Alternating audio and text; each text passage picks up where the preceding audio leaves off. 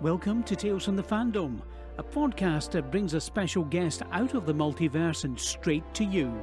And now your host, David Ginsburg.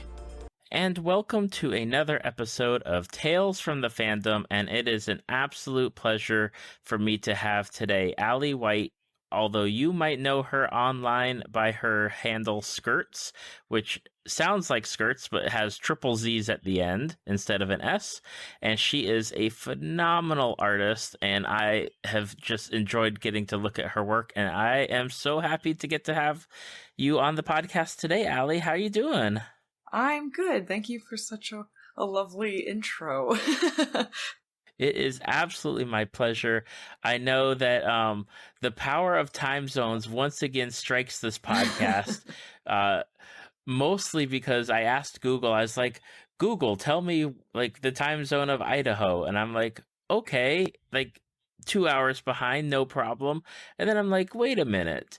And on the website, it's like northwestern Idaho, and apparently there is a time zone / right through Idaho, just like there is Florida, splitting Idaho to 2 to 3 hour difference.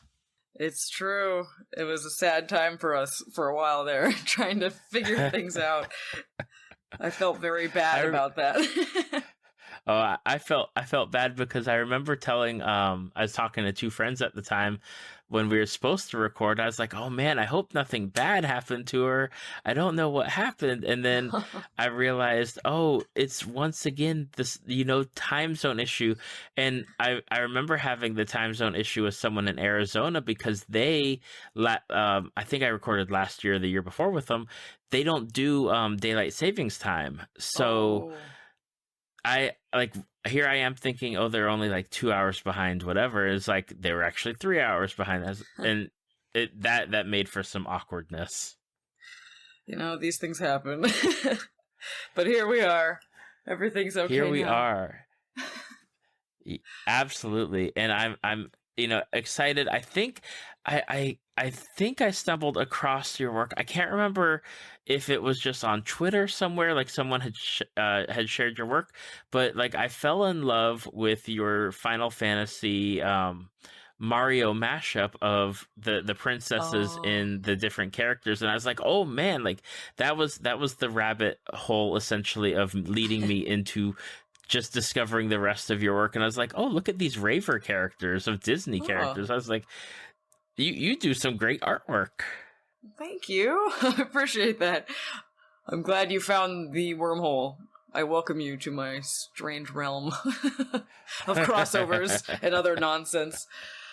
Now, before we get into talking about your art specifically, obviously, I mentioned the Final Fantasy crossover with the princesses, which you sent me the questionnaire back that I always send to people, and you put an order of intensity, and Final Fantasy was that first thing, like that first fandom where you're like, that's my most intense right there. That was the easiest one, but I was like, what's my big fandom? Final Fantasy. Put that down. Then fight over the next 40 others I couldn't decide over. Now, how or when did you get into Final Fantasy? Okay, so I'm probably going to get the year wrong as far as like exactly when, but all I can tell you is I was probably in first grade, give or take maybe a year or so. And I used to go to Hollywood Video and just rent SNES games, and I remember always passing up Final Fantasy 3 because it just had a very like, you've seen the cover, it's just like 3 and then the Moogle just kind of chilling and it's like black. Like it's not the first one a kid's gonna look at. Like I think I went through all the Mickey games at least 40 times, and like, I played a bunch of other things, but then I'd finally get down to like, well, I've played all of these games now, and I was like, all right, I'll play this one. I'm gonna rent it. And oh my god.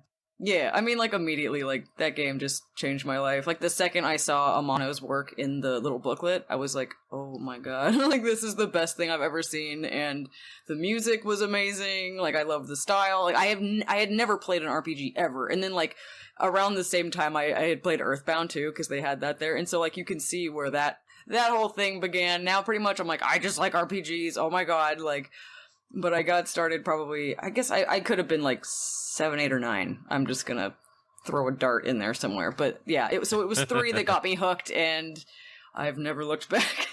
I'm always jealous of people that played 3 on the Super Nintendo, because I fell in love with 2, which is the Japanese equivalent for, but like that was my game. Like I loved Final Fantasy 2.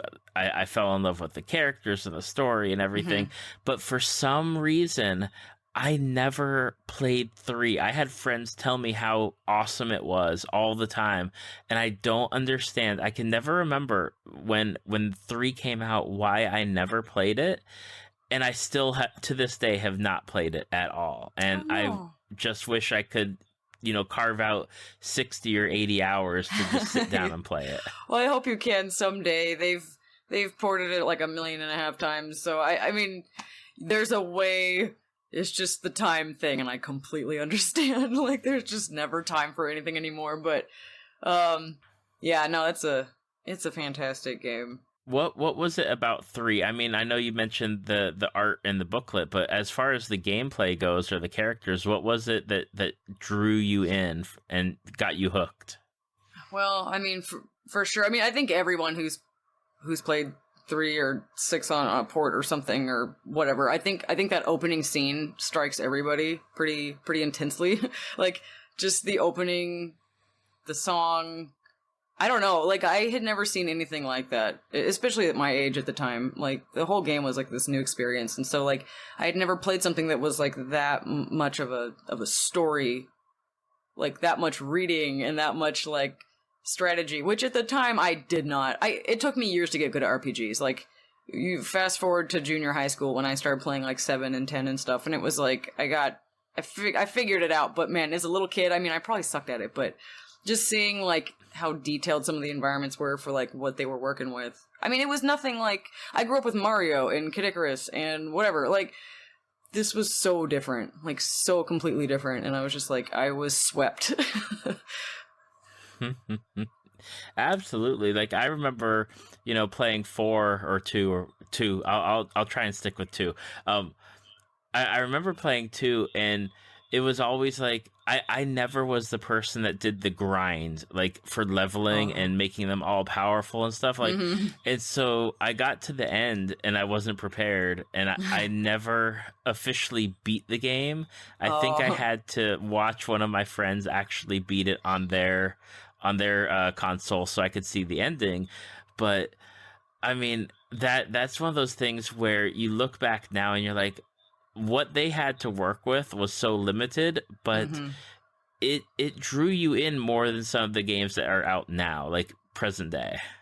That's the thing. I feel like, and I've had to try to explain this to someone, and I was like, I don't know if this makes any sense, but when there's less that's solidified for you, like sprites, let's say, the characters, and especially when you're a kid, like that, I don't know, I think that's why like the most nostalgic things are my favorite for me, because they just made such a big impact that it's like I've got nothing for love or nothing but love for them. And it's like your brain kind of visualizes more of it for you. Like, I don't even know how to describe it. It's like you're seeing it all. It's kind of like, it's similar to when you're reading a book and your brain just goes ahead and starts making up all this stuff that you're reading. But like with those old RPGs and stuff, like for some reason you read the visuals way more realistic than they were presented to you for some reason. Like, so you saw these adult characters out of these little sprites doing all this epic stuff, and like instead of just processing it as like, oh, these little pixels, like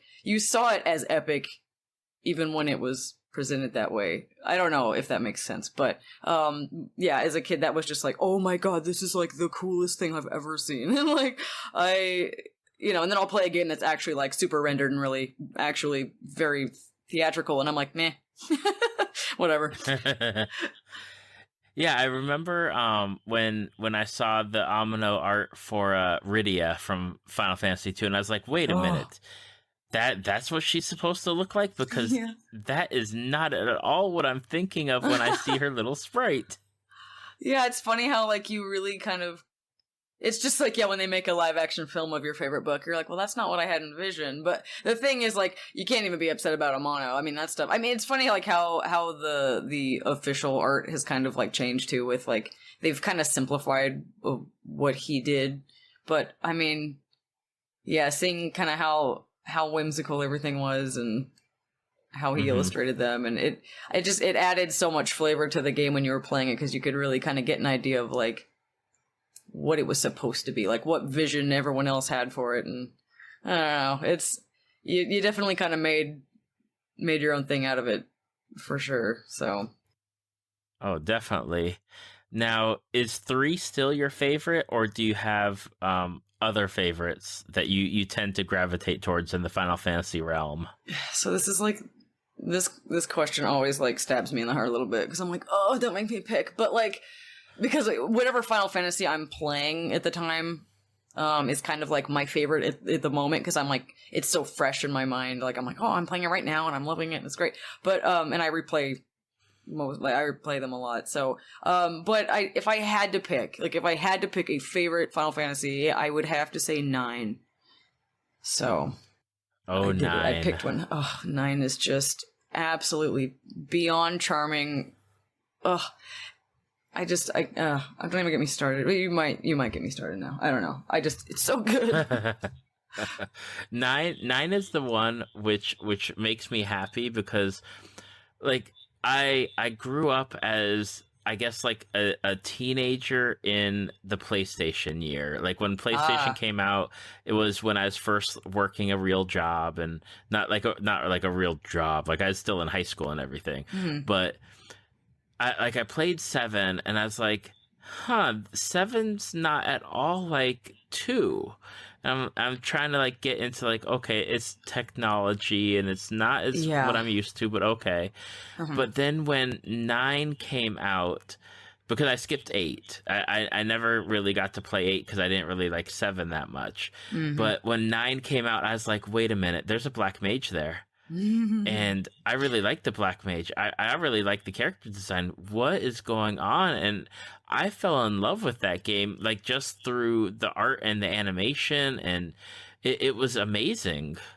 Well, that game really went back to like its high fantasy roots, and it's just so enchanting. I don't know, like I love sci-fi fantasy too, and a lot of Final Fantasy games just go that route. A lot of them are kind of turning into like modern fantasy sci-fi. It's fine, but 9 is just like purely fantasy. It's just so, it even has like that kind of, so it's like a mix of high fantasy meets kind of this Renaissance-esque, like, oh my god, it's the perfect little like combination of like imagery and music and characters, and oh my god, it's just so good.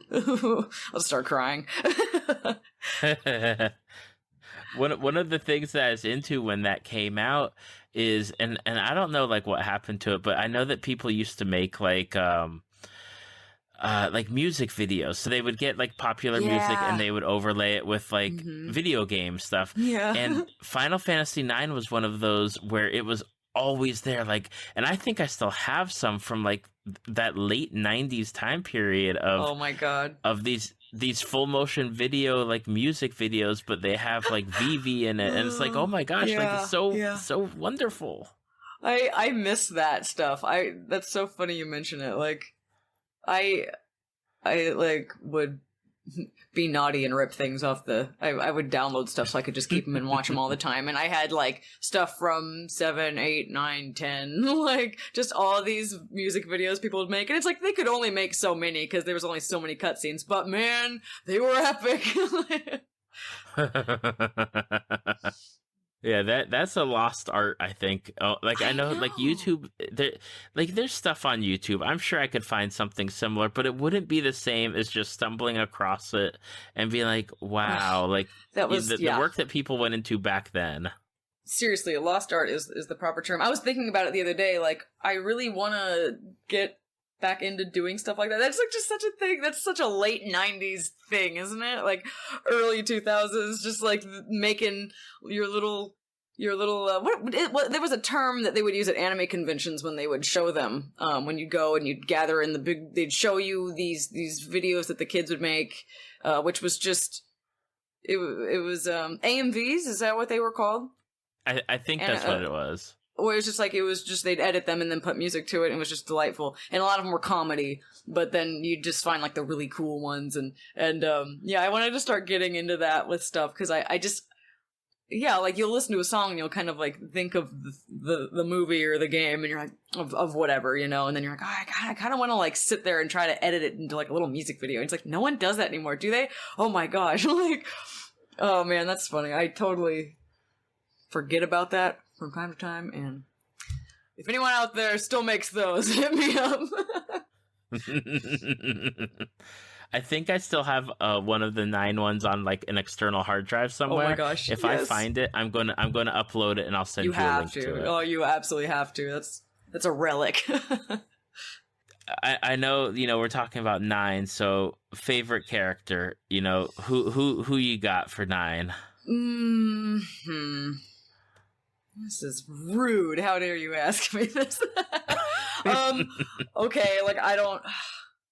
I've been playing Opera Omnia lately. That new iOS game. Oh my god, it's so delightful. And when I got Vivi, he's like one of the ones you start with, and I couldn't stop, like, just, he's so cute, like, the whole time. But then, I hope this isn't a spoiler to anyone who hasn't, like, played far enough, but you get Steiner, and I screamed. I was, like, freaking out. Like, I was so happy to see my boy. He's such a good boy. So it's really it's between Vivi and Steiner, honestly. I love them so much. Oh my goodness. What is it about Steiner? I have to know. I have to know that one. He's such a goof, but like he's so loyal, even to the point that it blinds him.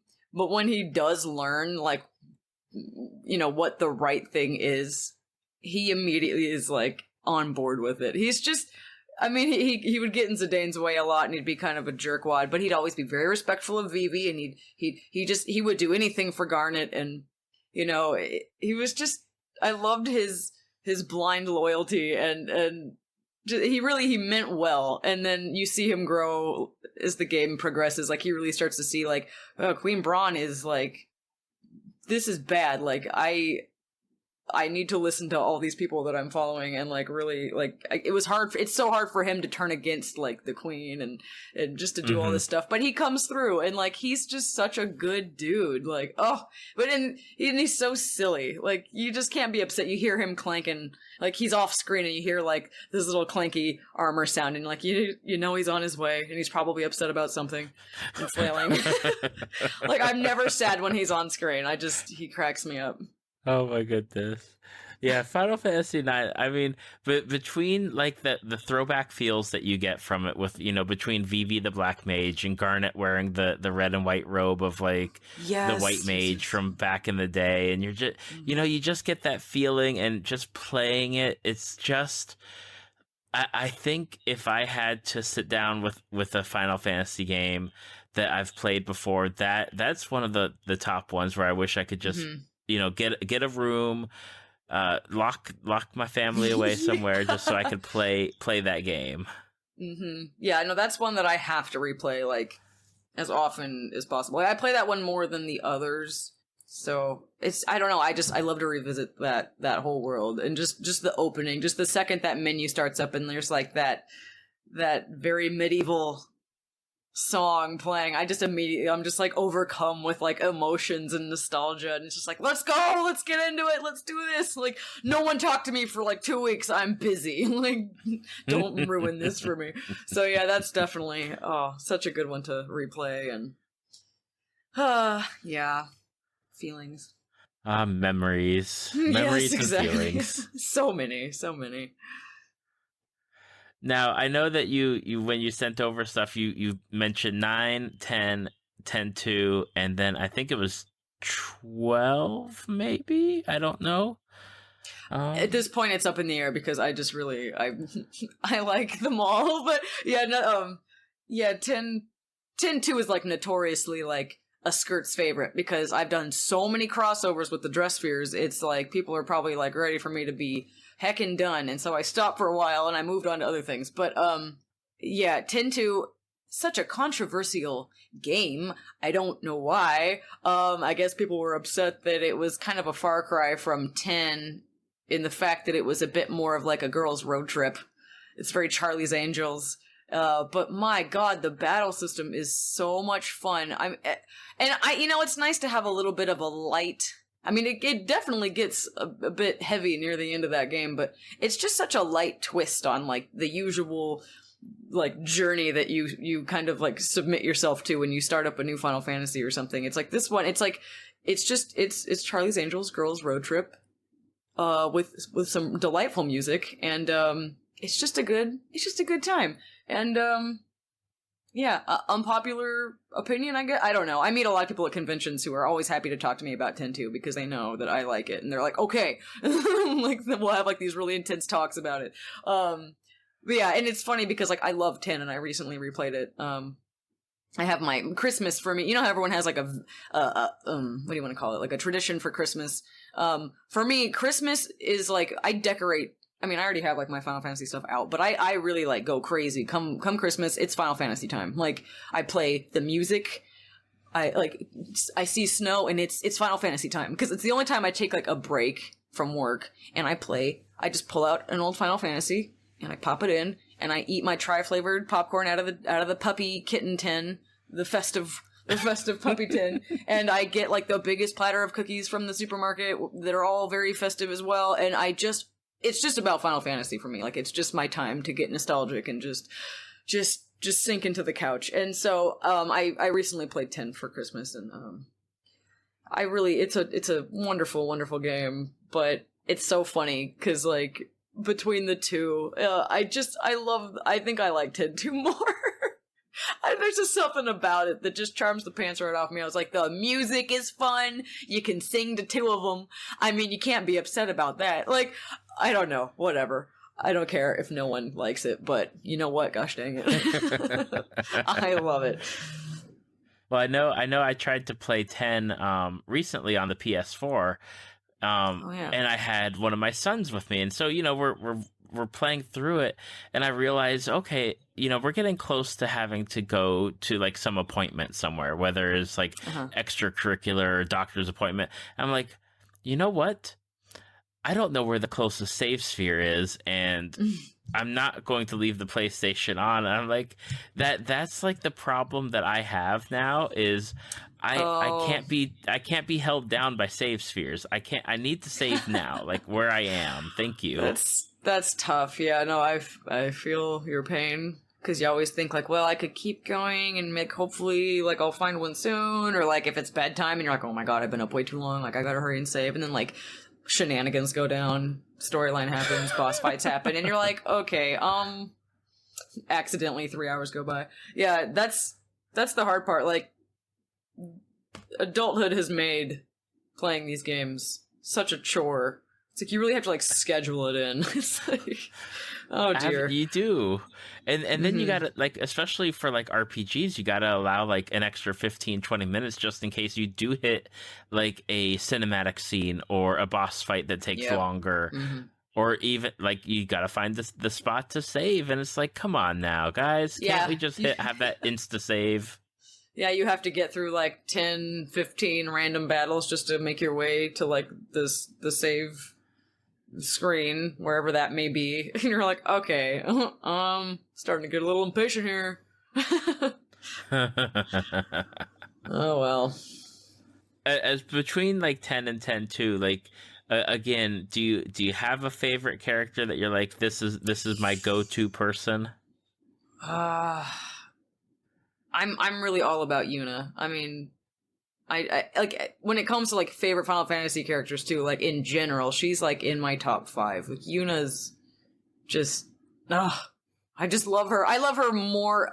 Granted, I love her more mostly for the story in 10. She has it's so emotional. Like when I was younger and I first played through 10, it didn't really hit. Like I don't know. I wasn't such a crybaby back then. I mean, then again, I did lose my damn mind at the end of Kingdom Hearts, so I take that back. But I just kind of skimmed over her stuff. I was like, yeah, okay, let's get on with it. But when I played the HD remaster recently, I just was like really into it, and like there's just I don't know if I guess I just completely ignored this part, but there's just this long bit with her, and it's kind of like it's like her little diary entry. It's kind of like her farewell. It's like some of the last words she kind of intends to leave with her friends. And oh my god, like I'm just sitting there like, it's so like rough. Like she goes through so much. Like I really just adore her. She's so strong. Like, oh my goodness. So that's why another reason I love 10-2 so much is that she gets the vacation she frickin' deserves. I mean, can you imagine like you're on this pilgrimage and you're like, no one, like Titus, whatever your canon pronunciation. It's Titus. It's Titus. Jonathan Taylor yeah, like, Titus. I think it's Titus, but I'm like, it's Titus, I don't care. But, it feels better.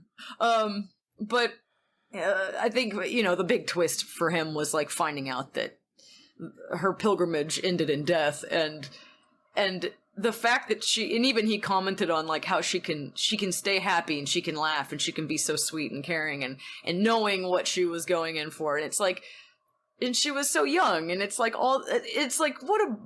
this big task on the shoulders of this young girl, and like she's being escorted to her death with her closest friends. And it's like, my god, like, she's so tough. And then you get to 10-2, and it's like, she made it, she didn't have to die, and she just gets to wear her booty shorts and be a teenager. Like, she deserves it! Like, she deserves to have some fun.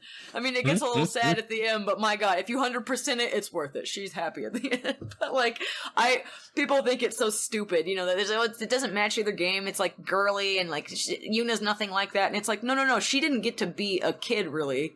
She didn't get to be a teenager. In 10, I mean, she was in like this horrible forced wedding. She like, everything was so hard for her. Like, I think 10-2, that's the road trip that girl frickin' deserved. So I'm all about it.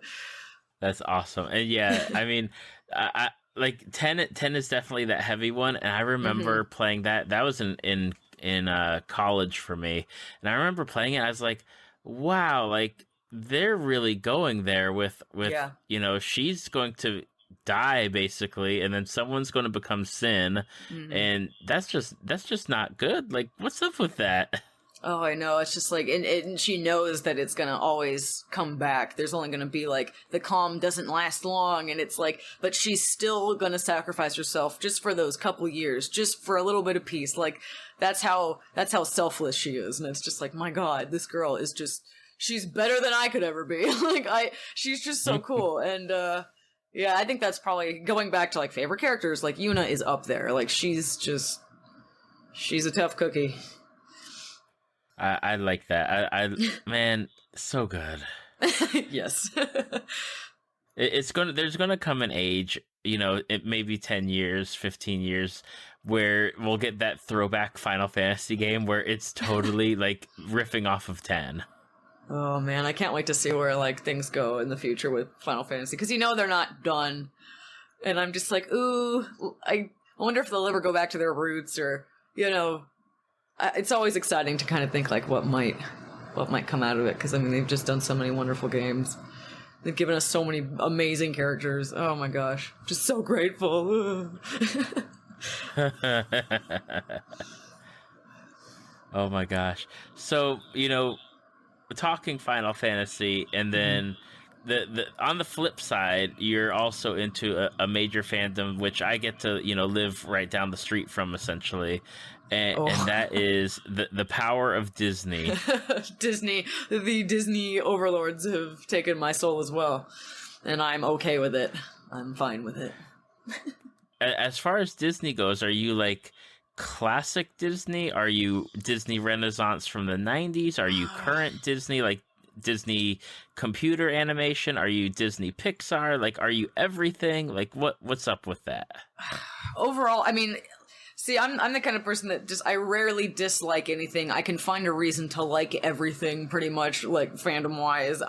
But if I had to pick like a time, obviously that meant the most to me was the Disney Renaissance, because that was like, I was this little kid, elementary school, and all like these incredible films, these hand-drawn animated movies were they just kept happening, and I felt like just what a time to be alive, you know? Like, you gear up to go to the theater for Pocahontas, for Mulan, for Hunchback, for Hercules, for Tarzan, for Lion King. Oh my god, like, I saw them all. I got all the fast food junk that they'd sell you. I was all about it. Oh my god. Like, I had the Disney Adventures magazines. I still have all mine. I can't get rid of them. I love them so much. It was just such a special time, like the 90s Disney. My god. Yeah. So I think that's definitely where, like, again, it just comes down to nostalgia, I think, for me. That's why I like it so much more than the really old stuff versus, like, the really new stuff. And so that's where I fall. But I do like everything for the most part. Yeah, like, I know for me, you know, I grew up in the 80s, so therefore I got one of my first movies, I think, in the movie theater was Black Cauldron. Oh my gosh, yes. I used to see, like, all the Disney movies in the theaters, and it was so wonderful not only to see, like, that, but grow up watching, like, the Disney Channel, which I know it got mentioned on a previous episode, but, you know, Disney Channel used to be one of those channels that you had to pay for to get. Right. And I remember being, like, in awe of watching some of that stuff on the Disney Channel, or seeing it on, like, the ABC family like movie time where Walt Disney's talking about, like, what you're gonna watch. And gosh, like, oh man, up through now, it's like, oh, like, even now, like, there's very few things that I haven't seen that Disney put out. Like, there's a meme going around, like, oh, count up how many Disney movies you've seen. It's like, well, I think there's, like, maybe 4 or 5 that I hadn't seen. Yeah, as far as, like, the films are concerned, I try to make it to the theater for all of them. It's like, they're all good. They're not, like, you know, they're not bad movies. I'm like, I love watching them. Now, do you have a favorite or a top, like, 3 Disney movies that you're gonna put out there? Yeah, favorite Disney movie of all time, Hunchback of Notre Dame. It wasn't my favorite as a child. It was off on me back then. Like, I loved Esmeralda. She was just my queen. I adored her. I had the doll. I had the kitchen playset. You name it. Okay, good stuff. But that movie was I was too young to really appreciate everything about it. So, of course, back then, I think I was all about Beauty and the Beast, Little Mermaid, and then come the newer stuff. As I was getting older, I was really into Pocahontas, and then Hercules changed my freaking life. Like, I wanted to be Meg. But anyway, the older I got, I think I rewatched Hunchback maybe like 2012 or so, because, you know, I'd always liked it. I just never really thought about it. And I went back and watched it, and it was like a whole new experience as an adult. Like, that movie, I mean, just, okay, the animation we already know is tops. The music slays my soul. It just, the movie starts and you're like, oh, like, oh my gosh. And then just the story it's the darkest Disney film as far as, like, I mean, for a 90s kid, my god, you think Mufasa dying was bad. Like, just the whole movie, Notre Dame, is just so, like, it's such a mature film. And I guess I never really thought about it, and I didn't really care too much about it when I was a kid, but now I'm like, oh my god, this whole thing is just, I just adore that film. Every second of it. Even the gargoyle song, I enjoy it. It's a cute moment for such a dark, it's a nice interlude from Frollo's shenanigans. That is, you know, I saw that movie in the movie theater, and I probably right about with you as far as, like, as I don't know, I must have been a teenager at some point, probably young teenager, but, like, I didn't like the movie, but I don't think I've gone back to watch it since then, and I probably need to. Yeah, definitely, because I saw it in theaters too, and it was just like, I only really absorbed a little bit of it, because it wasn't something a little kid could really appreciate. Like, you can like it and think it's funny at parts and think, you know, Esmeralda's beautiful and yay, and Frollo's bad, boo, like, whatever. As an adult, though, my god, like, it just makes way more sense. Like, the character's struggle makes way more sense. It's way more emotional, and it's like, oh, geez, yeah, and the music, like, I don't know, you appreciate, like, I guess I've always liked orchestra music and soundtracks as a kid, but like, I don't know, something about this one really, the whole movie just tastes better as an adult to me. I mean, maybe there's kids out there who were all about the religious conflict at 11 years old. I mean, good for you. I was like, I didn't care back then about any of that. I was like, I don't understand Frollo's motivations. Why is he such a dick? Now I get it. So yeah, try that one again. See what you think. Just avoid the sequel. It doesn't exist. I've never heard of it. So what sequel?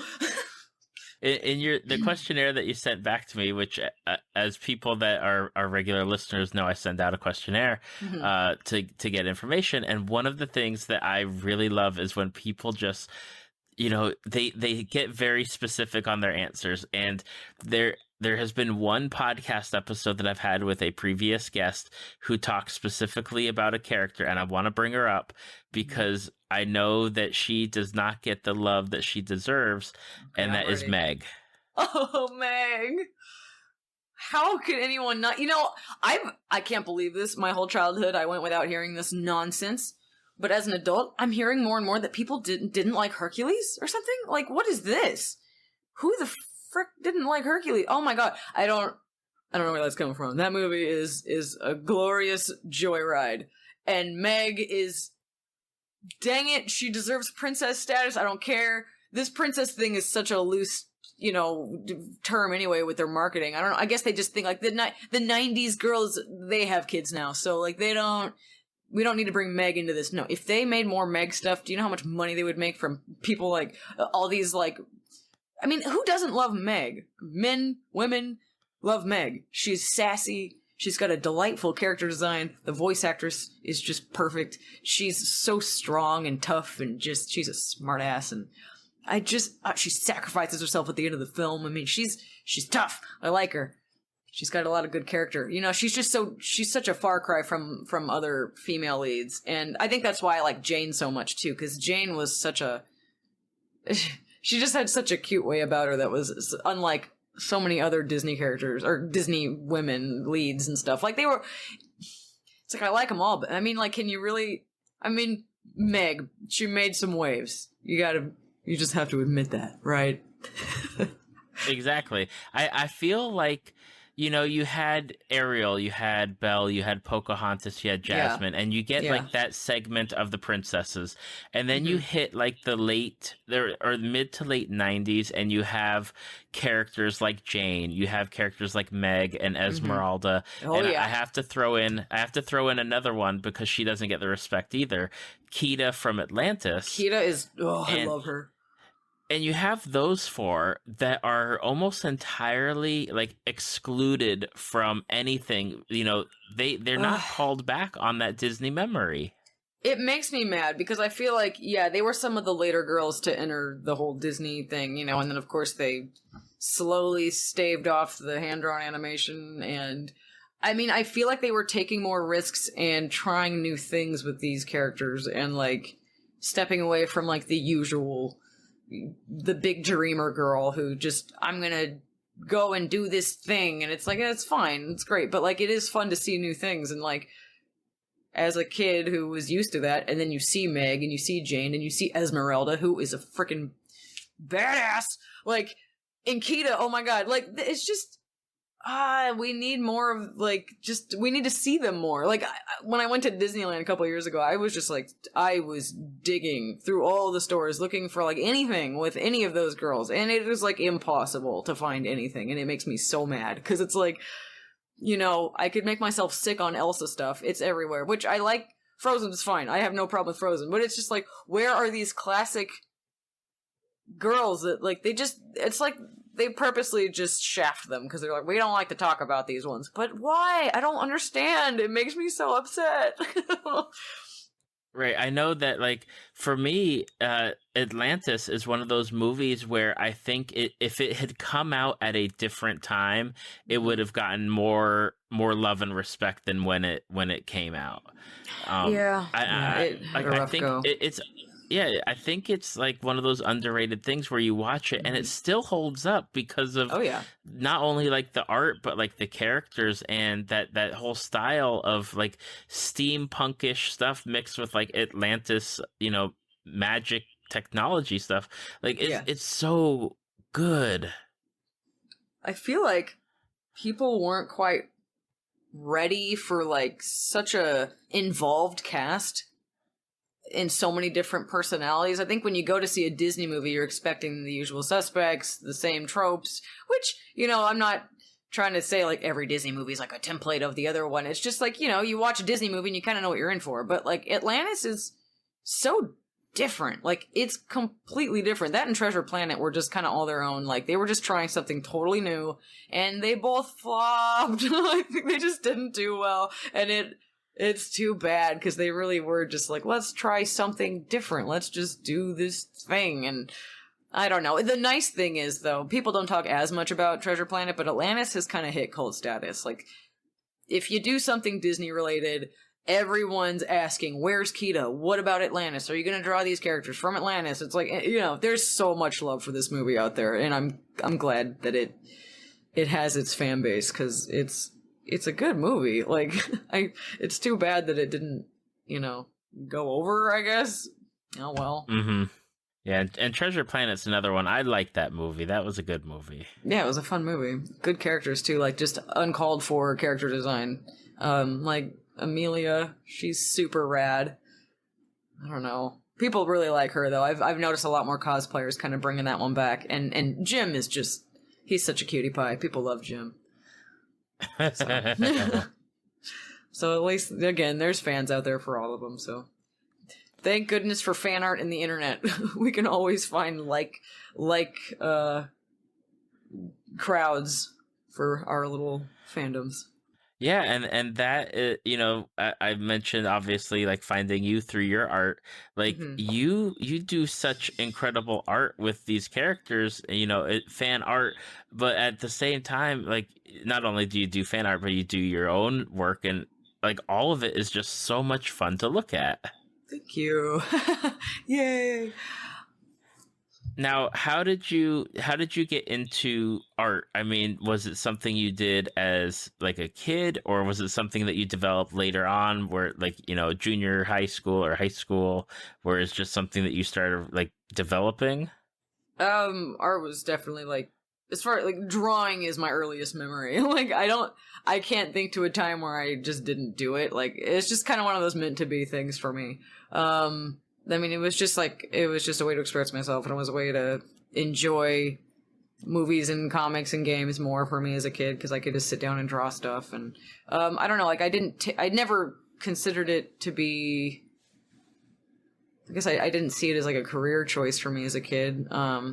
Until like way later, because I always got it. I was kind of discouraged in public school about it, and it's like, well, you have to get a real job, you know, you have to go to college and do this and that. And it's like, oh, but I'm very stubborn by nature, so after deciding I didn't want to do any of this other stuff, I decided to pursue it as a. Sorry, my iPad is beeping. Be quiet.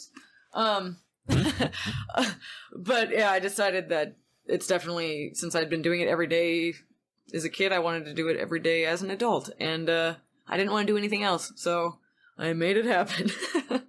That's awesome. Like that's one of the things that as a parent now, my daughter, who is 8, is really into like art and drawing, and she's always talking about how she wants to be an artist or an art teacher, and we're like, go for it. If that's what you want to do, just, you know, just keep drawing, just keep doing what you're doing, because like we can tell the improvement that she's had from like when she is younger to like 8 years old, and it like she just blows me away with what she does.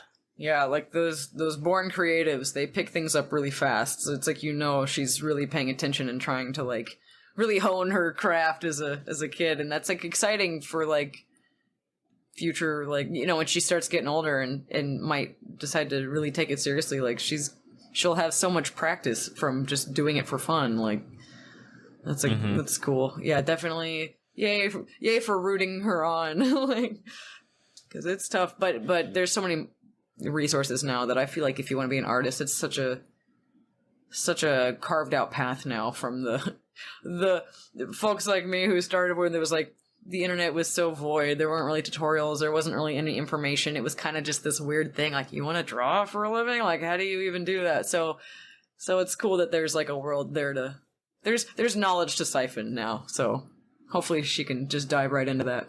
What was your transition like from going from what you like, from art to being the artist that you are, as far as doing like these fan art crossovers? Like, what was that initial like first step for you?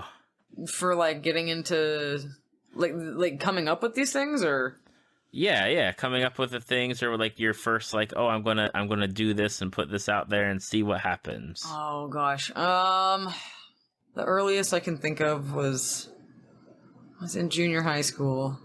And I just started using Photoshop and learning how to color like pencil lines and stuff. And I think back then we didn't have. There was a lot more like what do you call them? I haven't done this in so long. It's another lost art to me. I guess a lot of people still do it, but like forums and things, like fandom forums. Like I was on like a lot of Yu-Gi-Oh ones and like a lot of oh gosh, what else? Like a lot of Pokemon ones too. Oh my gosh. But like I used to share my art in forums, and then there were like a few art sharing sites that weren't very good back then. Like, I don't know, mediaminer.org, which you could post like 2 pictures and it was like so stupid. But like finally, like, because nothing really came of that clearly. But by the time DeviantArt came around, it was so much easier to share your work and see everyone else's work, and it was more easily like sourced back to the artist. Because I mean, you'd find things online back in the day on forums and stuff, and like, you didn't know where anything was from. You didn't know who was who. No one had like a stable home where it's like, here's all my stuff. Like, so DeviantArt was really cool for artists getting to like find each other, and for me to be like, I want to be like this someday, and like I'd like look up to all these artists and try to share my stuff, and it was such a rocky beginning because it's like no one knew what was going on yet. It was just, you just tried to find a place to put your stuff, and luckily DeviantArt definitely panned out. Like, it got bigger and better over the years, and so yeah, I think I started that in like 2005, and I had like this trashy weeaboo artwork, like anime, like yeah, like I was super into that, and yeah, it wasn't very good, but I tried my best, and then I don't know, one day I just I went to college and got better and kept posting, and it's just kind of, it just went from there. I don't know.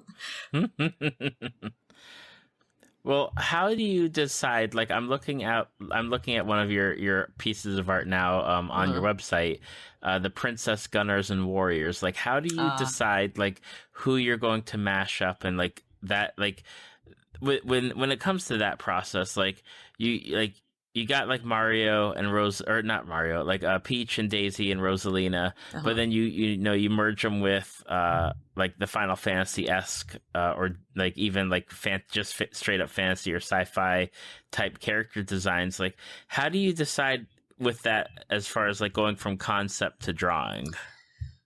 Well, I'll just go back to the beginning with like where, like, because I think probably in high school, it was like, high school was definitely, junior high school was like my Final Fantasy. Like, that's like really all I did. I just played that stuff every day after school. But I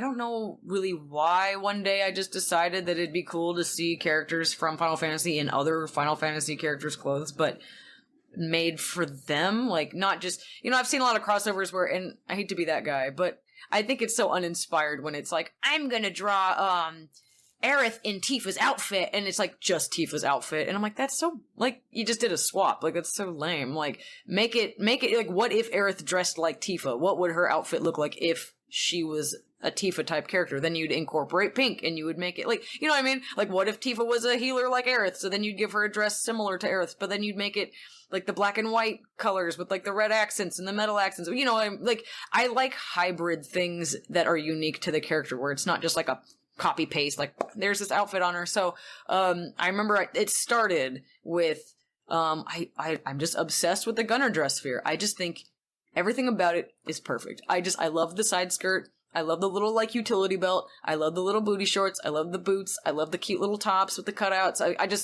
the little hood's cute. I don't care. I love the guns. It's fun. So, I don't know. One day I just decided while I was neglecting to do or listen to my math teacher, that's usually how I got through the day. So I was drawing the Final Fantasy VIII girls as gunners, but I would like draw them like, I would design the gunner outfits.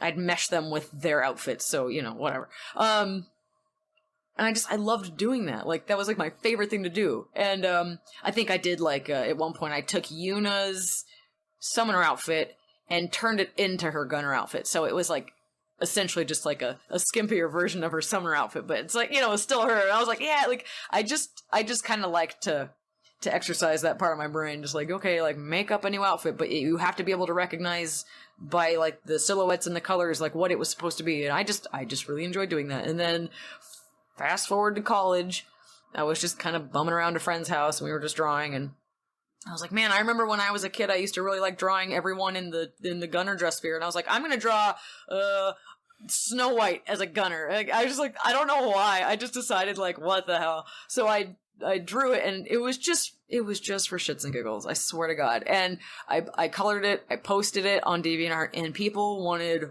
to see the other dress spheres, and they were like, come on, like, draw more. And I was like, okay, Pocahontas as a berserker, that's cool. And everyone was like, no, we need more. And I was like, Ariel as a songstress, that fits. And then it would just it just went from, everyone was just screaming ideas and names and characters. And I was like, okay, hang on. So I played through the game again and tried to get, like, I was like, okay, well, who matches what? And it was like, I just, for like the next 3.5, 4 years, I just made my way through like as many characters as I could, and I just had a bunch of fun designing these costumes, and then, like, because I really do like to, I say like, oh, I'm a character designer, but like, really, first and foremost, costume design is definitely my passion. Like, I just love doing that, and I've been so lucky to have people that trust my stylings or my imagination with outfits that, like, I get commissioned a lot now just to kind of like do whatever you want. And so the Nintendo ones, they wanted Yuna, Pain, and Riku's dress spheres, but like for all three of the Mario princesses,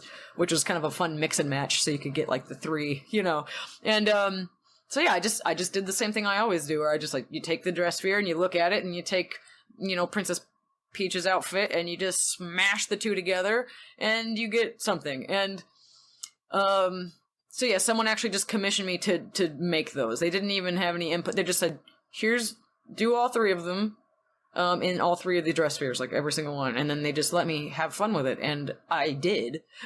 And someone did it again with the My Little Pony cast. Every single character, like every single dress sphere, including the special spheres, this person just threw money at me to. He placed them in their. He's like, I want Fluttershy as a white mage, and I was like, that's perfect, great. I don't care. Like, I don't know My Little Pony as well as this person anyway, so I was like, I trust your judgment. I will make it work, though. And then they just let me design them however I wanted, and it was so much fun. Like, so yeah, I don't know, just a lazy student in high school. That's where it started. Just doodling things in my journal, and like now I just pretty much make these costumes. Like, the raver one was another one. Someone just said, like, I just want to see them as DJs, ravers, whatever, and, like, just here's some money, do something. And I'm like, well, okay. Like, all right. Like, it's been so much fun. It's just to kind of flex that muscle and, I don't know, come up with something. And, oh, yeah, I don't know if that answers your question. I kind of rambled. But anyway. It does, and I just have to say, like, I was looking at the gunner outfits for the princesses, and I didn't realize that you actually used the guns from like the Nintendo, and I was like, I love like little tiny details like that. It's so cool.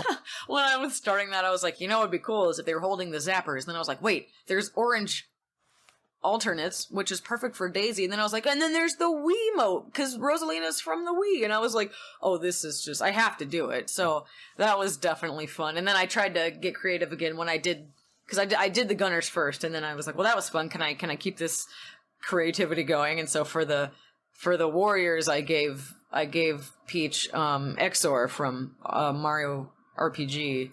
So it's kind of like a nice little, if anyone ever catches that one, they get kind of excited. And I gave Rosalina Star Fox's little weapon from, it's the one from Smash. I gave him a lot of Smash Bros. Props, so I gave her kind of like that or I gave her Star Fox's the bomb. And Daisy has the, what do you call that? The fireball sword. Anyway, I just had fun kind of going through like all the different items, like how can I get creative with this and give them fun things. Like I try to think about cosplayers first and foremost because I want them to have a good time, and because a lot of it gets cosplayed, so I'm always like, that's always in the back of my head, like, okay, if someone was making this, like what would be cool? Like, so that's another element to it that I enjoy thinking about.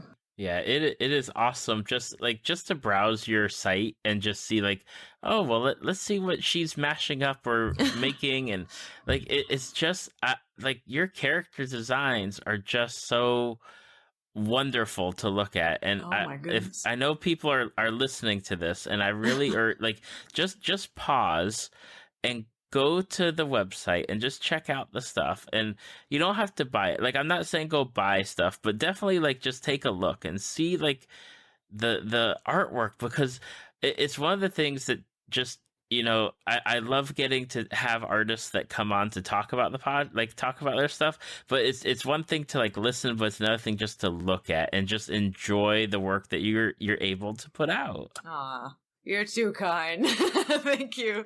Oh man, yeah, it's a lot of fun. Like, I'm just glad people enjoy it at all. Like, it means a lot, because pretty much it's just like I just get to draw like just all this fun stuff every day, and it's just, I feel a little bit spoiled. So it's nice to share it with people and know that they, especially if they enjoy like the crossover stuff. I live for a good mashup. Oh man, like it's just the best. Now, beyond, you know, the everything that you're doing, like, are you like, I know you had mentioned like a web comic. Are you still doing the web comic? Is that like new territory that you're still venturing into? So I mean, it's both. Like, it's very new. I'm still trying to work on it, but it's one of those things where it's like personal projects always kind of end up taking the back seat, and I hate that happens. But I don't know, like, you know how life sabotages you when you actually make a plan? And you're like, okay, so it's been kind of rough to try to do everything. Like, I try to do as much as I can at any given point, but really it's like the poor comic, it's been an on and off thing for maybe 4 years, going on 5, and I have most of it like written out. I'm just dying to finally illustrate it. But that's another thing. I set the bar so high for myself, where I'm like, it has to be like really well drawn. It has to be fully colored. Like, the boxes can't be boring. They have to be illustrated too. And like, it just takes so long. And oh man, like, I don't want to rush it. Even though people say like, just get it out. Doesn't matter. And I'm like, I'm too like, I overthink all of it. So I'm sure like most of it's just on me for taking so dang long. But yeah, I mean, technically it still exists. It's slowly happening. It's free to read, like, just about on all my sites, except for Twitter. I put it up everywhere else, though. So yay for that. Yeah. So one day, dang it, hopefully before I die, I'll finish it. That'd be cool. So I've got like 7 other stories that like brewing in my head, and I'm like, you haven't even like gotten past like the prologue. Like, you haven't gotten too far, buddy. So I'm like, I have to I gotta get rocking and rolling. That's awesome. Now, you know, for people that are listening, what are the best places for them to go to like find you or find your art or social media? Like, what's out there for them to do? I try to be available to every kind of audience and every social media user. Like, I just pretty much, I flat out probably have it. Like, whatever it is, I probably have it. I think some of them I post and run. Like, I'm not really into Tumblr, but I keep it updated with all my, well, for the most part, some stuff I'm like, no one's gonna care about this. So I'd say it's so tough. I'd say the best place to follow me is Twitter and DeviantArt, because I feel like with DeviantArt, I'll post more of the commissions that I get. Twitter gets like all the fan art. Tumblr gets kind of a mix of the two, and sometimes I kind of skimp on it. Instagram, again, mostly just the fan art. It's a bit scattered, but I try to keep all of them very active and at least try to get the good stuff up there. So there's that. Trying to think if there's anything else like Facebook, but I kind of neglect Facebook because the algorithm has just screwed me so hard that like maybe 1/10 of my audience actually sees any of my posts. So I'm a little discouraged to post there now. So I mean, if Facebook's your favorite, great, I'm there. But I kind of post way more everywhere else. Except if you do go to Facebook, I have a folder there full of cosplays by all the cool people who have done like the Dress Sphere crossover cosplays with the Disney Ravers.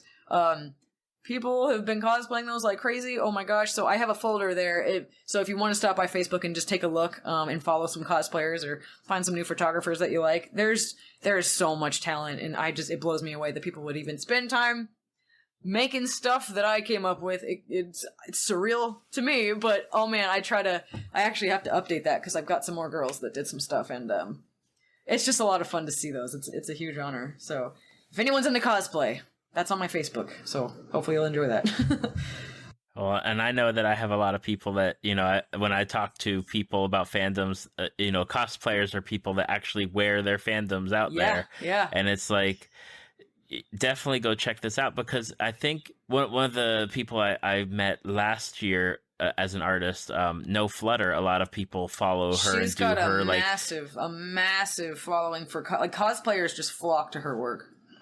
It's really cool. Like the Sailor Moon armor and everything, and it's like I love getting to see that crossover between like the artists like actually making those designs, but then seeing the people actually make them come to life. Like it's just such a great like I don't know what the proper word is, and it's escaping me now. Like it's not just like pairing, but like that synchronicity type thing. It's a marriage of appreciation for these characters and wanting to see them kind of just reimagined, and it's like you take the artist, their love for this character, and then the cosplayer takes it and makes it a tactile thing. Like it's cool to see like just the mutual love turns into something so cool. And especially when people do like multiple cosplayers will do the same one, they're still very unique to like the person crafts it in such a special way that it's still their own, but it's all a homage to the art, and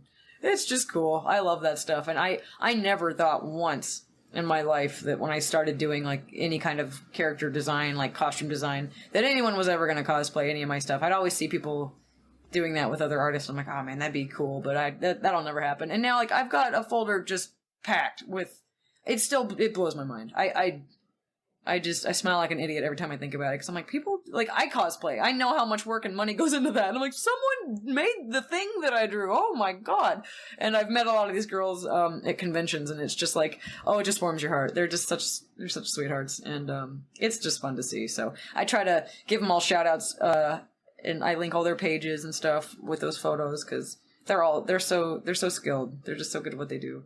That is awesome. And I will have the links to all of your sites on our show notes and Facebook page and on our website. So that way, if people are listening, again, take the time, go to the sites and check out the stuff, because, again, amazing artwork. Oh, thanks. But I want to say, Alli, I am so happy and thrilled to have been able to get you to, take some time and come on to record with me, because I've just had a blast, not only going down memory lane, but talking about some awesome stuff. Yes, same here. Thank you so much. And I'm glad we finally got to chat. Like, it was a good time. Oh, it is absolutely my pleasure. Thank you for listening to Tales from the Fandom. Subscribe to us on iTunes or your podcast app of choice. Follow us on Facebook at www.facebook.com/talesfromthefandom to see photos, links, leave feedback, and check out upcoming guests. If you'd like to be a guest, email David at talesfromthefandom@gmail.com.